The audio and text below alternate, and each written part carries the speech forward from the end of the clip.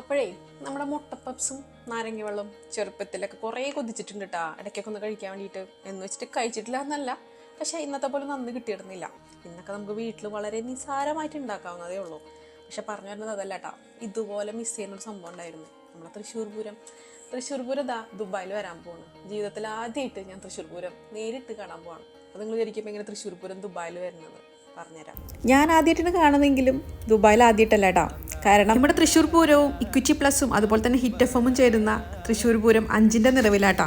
തിക്കും തിരക്കുണ്ടാവുന്ന വെച്ചിട്ട് സ്ത്രീകളും കുട്ടികളും പോകാണ്ടിരിക്കേണ്ട കേട്ടാ. സ്ത്രീകൾക്കും കുട്ടികൾക്കും എക്സ്ക്ലൂസീവ്ലി റെസ്റ്റിംഗ് ഏരിയ തന്നെ ഉണ്ട്. 100ൽ പരം കലാകാരന്മാരെ അണിനിരന്ന് വിസ്മയം തീർക്കുന്ന ഇലഞ്ഞിത്തറ, പഞ്ചാരിമാളം, പഞ്ചവാദ്യം ഇതൊക്കെ കാണാട്ടാ. അതിന് പുറമായിട്ട് 5 ടീംസായിട്ട് നിലനിൽക്കുന്ന നമ്മുടെ ശിങ്കാരിമേളത്തിൻ്റെ ഒരു കോമ്പറ്റീഷനും കൂടിയുണ്ട്.